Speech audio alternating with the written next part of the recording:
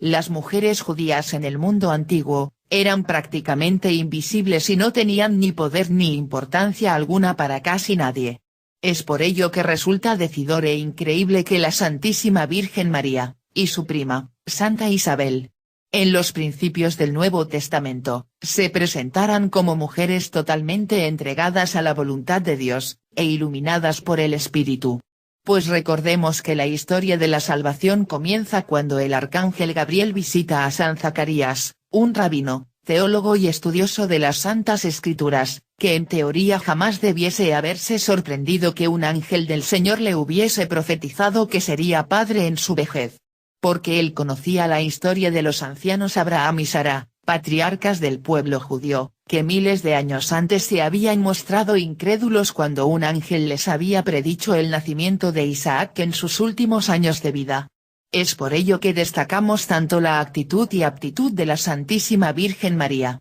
Pues ella siendo una niña de no más de 13 o 14 años de edad, cuando el arcángel le anuncia que sería la madre del Salvador, muy por el contrario de mostrarse dudosa e incrédula, pues ella era una virgen en todo el sentido de la palabra. Se mostró inmediatamente confiada y entregada ante los designios de Dios, ella jamás dudó, por lo cual sus primeras palabras fueron: ¿cómo será esto posible? Puesto que yo no conozco varón. Y frente a la respuesta del arcángel, María responde: he aquí la esclava del Señor, hágase en mí, según tu voluntad. María tampoco tuvo la menor duda, cuando escuchó del arcángel, que su prima Santa Isabel, que era una anciana, estaba embarazada esperando a San Juan el Bautista. La Virgen, luego de glorificar a Dios, parte a toda prisa a cuidar a su prima, que vivía en las montañas de Judá, acompañándola hasta el nacimiento del Bautista. Santa Isabel, se muestra como una mujer de fe con el don de la profecía, pues al ver a María, le dice: bendita tú entre las mujeres, ante lo cual, María profetiza a continuación cantando el Magnificat. 6 meses más tarde, contra toda norma judía, será la misma Isabel quien dará el nombre a Juan Bautista. Pues el padre, Zacarías, se encontraba mudo e impotente por el castigo impuesto por el arcángel San Gabriel. Más adelante, Ana, en el templo de Jerusalén, será la profetisa, que reconoce en el niño Jesús al Mesías. Luego lo hará el anciano Simeón. Desde el principio de su ministerio, Jesucristo aceptó y reconoció el papel de las mujeres entre sus discípulos más allegados. Pues como dicen las Escrituras, Jesús iba por los pueblos y las aldeas predicando el reino de Dios. Le acompañaban los 12 y algunas mujeres, entre las cuales estaban María Magdalena, Juana, mujer de Cusa, el administrador de Herodes, Susana y algunas otras, las cuales le asistían con sus bienes.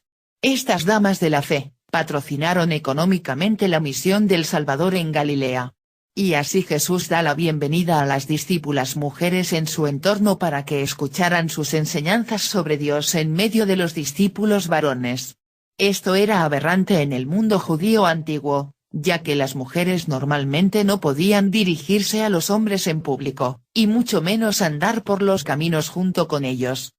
El aprecio del Señor hacia las mujeres, se demuestra en Marta y María de Betania. Pues María asume su lugar a los pies de Jesús, el lugar ocupado tradicionalmente por los varones dedicados a los estudios rabínicos. Marta, protesta por la actitud inusual de su hermana. Pero Jesús elogia la sed de conocimientos de Dios de esta santa, justificándola. Marta. María ha escogido la parte mejor, y que nadie se la quitará. Esto será una lección para Marta, que en medio de los quehaceres escuchará con atención las palabras del Mesías, convirtiéndose en la primera discípula que pronunció su profesión de fe, equivalente solamente a la de San Pedro en Cesarea de Filipo. Marta dice: sí, Señor, yo creo que tú eres el Mesías, el Hijo de Dios que tenía que venir al mundo. Jesucristo continuará rompiendo los paradigmas judíos patriarcales, que afirmaban por ejemplo, que solo las mujeres llevan la carga del pecado sexual, que las mujeres cananeas y samaritanas deben ser rechazadas y repudiadas, que los hijos pródigos deben ser desheredados. Pues por el contrario, iguala tanto el castigo como la responsabilidad ante el pecado, ya fuese que estos hubiesen sido cometidos por varones o por mujeres. El Señor impulsa a la mujer samaritana a que se convierta en misionera consiguiendo que todo su pueblo crea en Jesús, destaca el amor incontenible de la mujer cananea por su hija, lo que ampliará el mensaje de Cristo hasta los gentiles, es decir aquellos que no eran de procedencia y de fe judía. El hijo derrochador y flojo es acogido calurosamente en su hogar con una gran fiesta celebrada por un padre pródigo.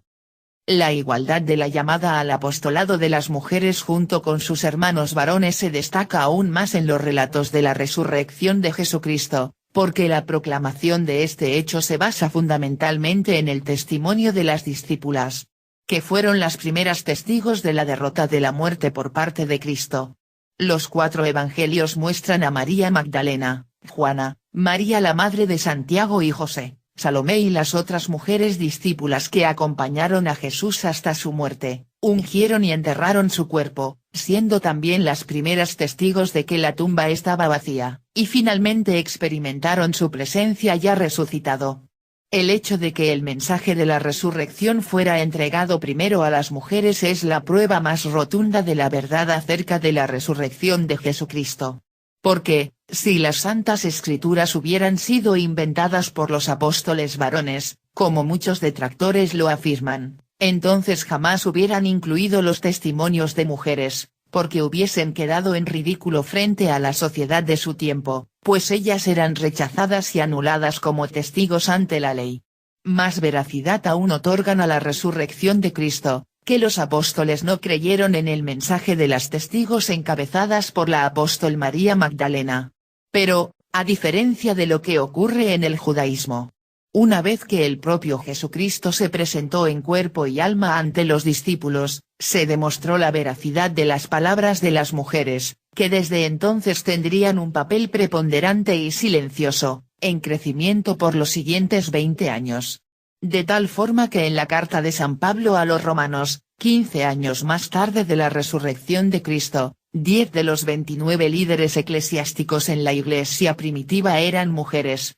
Por ejemplo, la diaconisa Febe, fue la patrocinadora de San Pablo en Cencreas, y Santa Prisca, junto con su esposo Aquila fue una destacada misionera. Esta igualdad en la iglesia cristiana naciente, está reflejada en la fórmula bautismal de los Gálatas. Que dice, no hay judío ni griego, no hay esclavo ni libre, no hay hombre ni mujer, pues todos vosotros sois uno en Cristo Jesús. El libro de los Hechos habla acerca de las hijas de Felipe, y de su don de profecía, las cuales serían grandes misioneras del cristianismo, en las provincias de Asia Menor, logrando multitud de conversiones. El apóstol Marcos en su Evangelio, nos presenta como ejemplo del auténtico discípulo, a aquella persona que entendió, y puso en práctica lo que Jesús le pidió, el seguirlo si es necesario hasta la propia muerte. Aquí es donde vemos a la mujer que unge a Jesús y quiebra un frasco de perfume caro. Su acción no es comprendida por los discípulos varones, que la juzgan como una perdida. Pero esta mujer, que entra con un frasco de esencia costosa para ofrecérsela a Jesús, ungiéndolo y reconociendo en él al Mesías. Luego de este evento, Judas, quien sale inmediatamente para entregar a Jesús por una suma de dinero, sumándose así al grupo de personas que no aceptan a Jesús y forman parte del plan para asesinarlo. Así es como esta mujer es presentada por San Marcos como ejemplo del verdadero discípulo de Jesús. La entrega de su propia vida es simbolizada en la acción de quebrar el frasco de esencia a los pies del Cristo. El reconocimiento de su acción muestra que debe ser tomada como ejemplo, y es puesto en palabras por el propio Jesús. Dejadla porque ha hecho una obra buena. Donde quiera que se proclame el Evangelio en el mundo entero, se hablará también de lo que ésta ha hecho, para memoria suya. Pues ella ha hecho lo que ha podido. Se ha anticipado a embalsamar mi cuerpo para la sepultura. Las mujeres serían las destacadas compañeras del Cristo, durante su pasión voluntariamente aceptada. La mayoría de las discípulas, a pesar de los golpes de los guardias, y de los mismos hombres del pueblo, acompañaron temerariamente a Jesús, durante su Vía Crucis. Posteriormente, con fortaleza, y en silencio. María Salomé, María Magdalena, Susana, entre otras damas de la fe, acompañarían al pie de la cruz a la Santísima Virgen María, uniéndose luego San Juan, el más joven y más apreciado de los apóstoles por parte de Jesucristo. El resto de los apóstoles y seguidores varones de Cristo, estaban escondidos y temerosos en medio del pueblo. Es así, como todas estas discípulas siguieron a Jesús hasta el final, comprendiendo que el entregar la propia vida, como lo hizo Jesús, no es un gesto inútil. Porque los evangelios, presentan como hecho destacado que las mujeres forman parte de la comunidad del reino convocado por Jesús. Esta comunidad no es masculina como la de los rabinos judíos. Es una comunidad donde las mujeres son participantes activas, testigos directas de los milagros de Jesús. Porque la buena nueva que Cristo vino a traer de parte del Padre es la liberación de los despreciados de la sociedad, entre los cuales destacan, los desterrados, excluidos, los marginados, entre los que se encuentran las mujeres, los niños, los enfermos, los paganos, y especialmente los pecadores.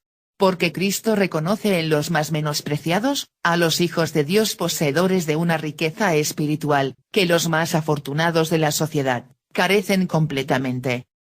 Es por ello que María Magdalena, junto a las otras discípulas aparecen en los momentos más definitivos e importantes de la vida de Jesús. La muerte, la sepultura, y la resurrección. A pesar de todas las controversias en contra de la Virgen María, es el propio Cristo el que le da su posición como madre de la nueva Iglesia.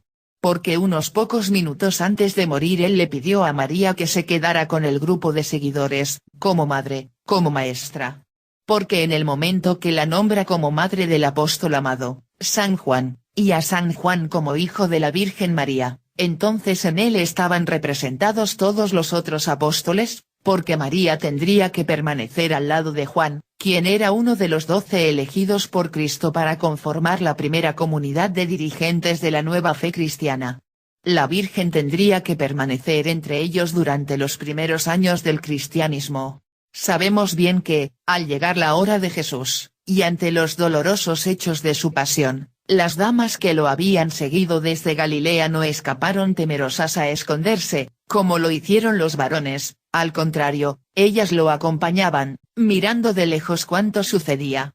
Mientras los discípulos, atemorizados, habían huido, ellas no se separaron de su lado. María Magdalena, acompañaba a María Santísima junto a la cruz de Jesús. Por tanto, si solo las mujeres y San Juan estuvieron cerca de la cruz, podemos concluir que de su testimonio ocular nos vienen los relatos evangélicos de los últimos momentos de la pasión y muerte de Jesús.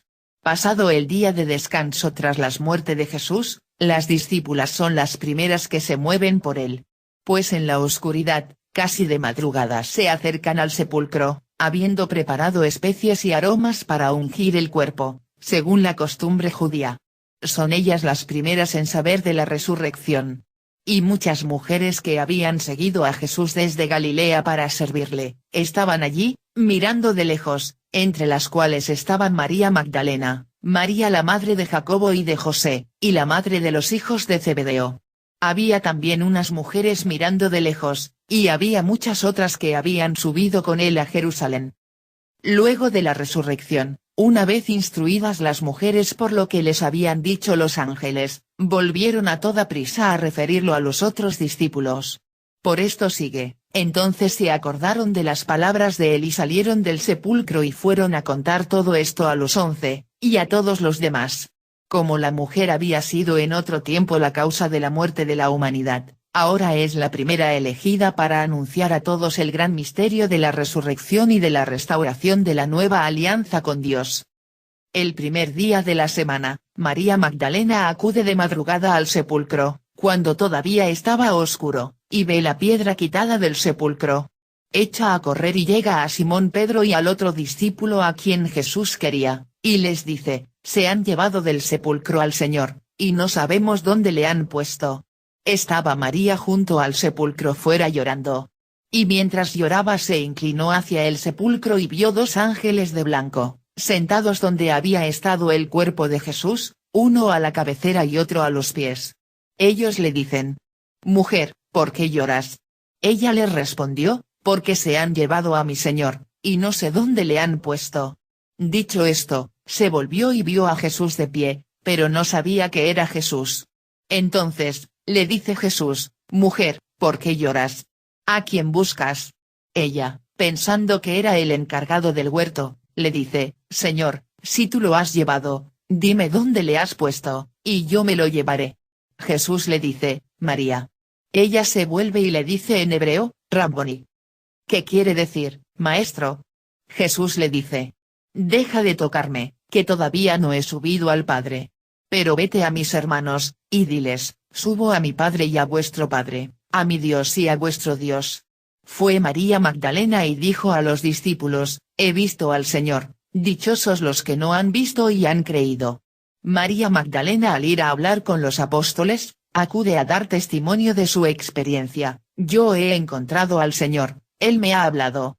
Por ello es que Santa María Magdalena ha sido llamada la apóstol de los apóstoles. Pues, antes que los apóstoles, María de Magdala fue testigo ocular de Cristo resucitado, y por esta razón fue también la primera en dar testimonio delante de los apóstoles. Nos dice San Pablo: «Aquel que ha resucitado a Jesucristo devolverá asimismo la vida a nuestros cuerpos mortales».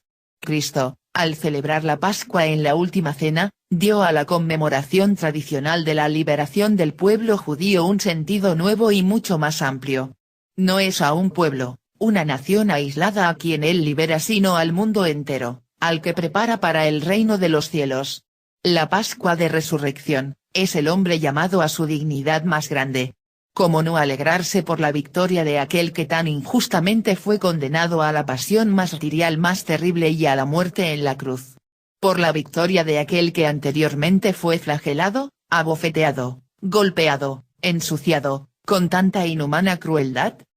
La Pascua de Resurrección, la presencia del Señor resucitado que ha derrotado a la muerte, es el día de la esperanza universal, el día en que en torno al resucitado, se unen y se asocian todos los sufrimientos humanos, las desilusiones, las humillaciones, las cruces, la dignidad humana violada, la vida humana no